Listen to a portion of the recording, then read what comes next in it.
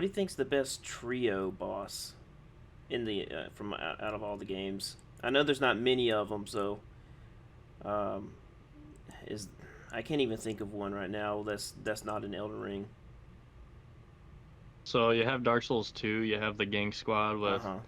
that one was pretty good because you could use the environment to mitigate the threat and it helped a lot and it was fair in that sense. I don't think it was perfect though. One second, I'm just scrolling through this to try to find that enemy. Well, I guess that kind of tells you Yep. that at least they weren't kind of lazily throwing a trio fight in just to see if it worked. At least I guess it kind of shows like, oh yeah, three can Hmm. might be a bit of a crowd in a design, so they just kind of stuck with two. Here's another one. So the champion Great Wolf, right? Grave Tender, that fight in Dark Souls 3, that was a really good gang fight. So first you have the three wolves, right? You have to kill them. Mm-hmm. And depending on how quickly you take them down, if you like set them up to kill them all together, you'll end up having the Grave Tender himself to fight as well, right? And then him as an enemy, he has a health threshold before the wolf spawns in, the actual boss, right? And if you can, even at New Game 7, you can DPS him down so that you don't have to fight them both together. And I like fights that are calculated like that, where even at the most extreme point, you can get by. I really like that. Where you can mitigate like I love fighting multiple enemies because fighting one enemy, it's really just the same thing, right? Like it's hard to escape what they've already done when it comes to one-on-one fights. But with ganks, that's where the future is if they really want to improve on their game, is to make good gank fights. And not just where there's two enemies that movesets correspond with each other, but where the AI works as a unit, right? Mm-hmm. Where certain attacks can't happen when another one's attacking, or one will do an attack that sets up for the other one doing another attack, and they'll work together. Sort of like the Dark Souls 3 demons, right? The Demon Prince, that fight. That was a really good gank fight Yeah. where they alternated forms. One was close range, one was far, and it functioned well, right? Mm-hmm. I And there were never checkmates. In terms of trio bosses, I think I had to go to Bloodborne. I had to give it to Bloodborne. I really Oh yeah. I love the trio fights in Bloodborne. There's the Merciless Watchers trio fight. I love that one, and of course you got the Yarnum, Yep. Yarnum trio. Shadow of Yharnam or Yeah, something. Shadow of Yarnum trio. Yep. That's That was a also really good fight. yes. So it can work. I mean, see Oh a yeah. fight like that. Thankfully, you got a tombstone there to help divide them a little bit. But it's Yep. amazing how you can just see you're fighting three enemies, but it feels fair. It feels very rewarding, and Yeah, it's exactly. That's a good example. it's a frustration that's good to feel. It's like whenever I die, I'm like, ah man, let me do that again, and it's just I love that feeling. Like, yeah. So I think that's really the best example I can think of, unless I'm just totally forgetting about.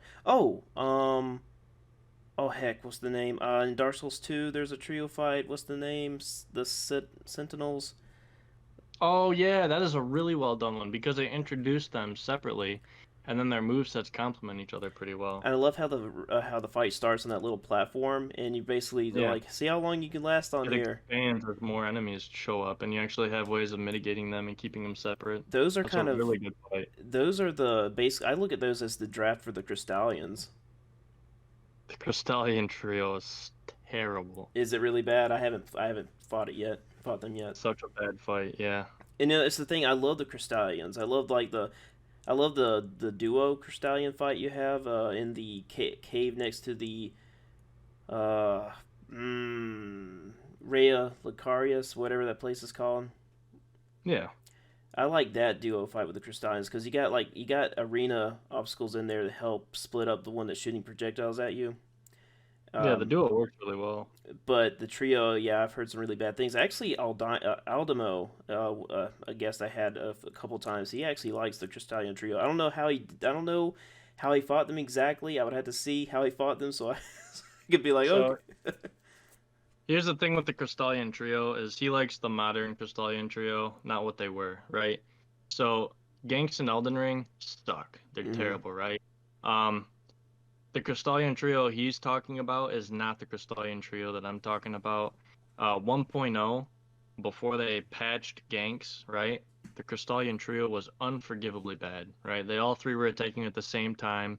It was checkmates all over the place, right? One would attack in a way where you had to move a certain way, and then you were forced into another one's attack because there was no coordination, right? None. Now they just have something where AI will just shut off if you're fighting one, like the other ones will just stand idle and wait, right? Mm-hmm. And that's not a good, elegant solution. Like there's a little bit of variety in how it works, but it's not in a good way, right? And now they're just dumbed down to the point of like, yeah, it's an acceptable fight because it works and you can kill them easily and it's a trio fight that works well, but it's not. Like that fight has so much potential if they did it right. Because even during 1.0, it was it was cool because I had to come up with my own solution to it, Hmm. which was working the perimeter, staying away from the mage because the mage is what created chaos, right? It was the shotgun multi-burst attack that covered a huge range, right? When it pulled that off, it's like you had to be moving and ready to dodge because that attack will get you and it'll screw you over if you're doing no hit, right? Hmm. And then you got the other enemies attacking at the same time. You have the one throwing rings and chasing, and then you have the one chasing you down with the spear. Stab, stab, stab, stab, right? So what I had to do was sprint around the or around the perimeter, right? And like try to keep near the one with the spear and parry him or just roll dodge and like jump attack or like hit him with the heavy any chance I got to try to break his armor while staying away from the ring throwing one and being ready to sprint and perpendicular jump or roll from the shotgun attack because if you went after him first, then you were pretty much screwed because the spear one's constantly after you, right? Which isn't the case anymore because now they take turns, which is an improvement, I guess, but it's not the right way to do it. But they just, kind of did a blanket fix for AI when it comes to bosses, where they just applied the same template for every single boss. Pretty much just, you know, one AI shuts off when this one's attacking and the other one, you know what I mean? Which is a lazy fix, but it's better than what it was. But I don't think Crystallian Trio is a good trio boss fight. I think it had potential to be because there is the groundwork for it, but I kind of there's fundamental flaws in the attacks that they have and how they work together. I think what they should have done, and this is just an idea I just thought about, they should have called it the Crystallian Trinity, where they're all back to back. They're just stuck back to back, and you just kind of choose what side you want to fight and knock out first. And while they just kind of spin around, you kind of have to adjust accordingly. I think that probably would have been cool. That would have been really cool. That's actually a neat idea. Yeah. Sort of like Dark Souls 2 when you're fighting, oh, what is it called? The Sentinel thing? Uh, Not Sentinel. It's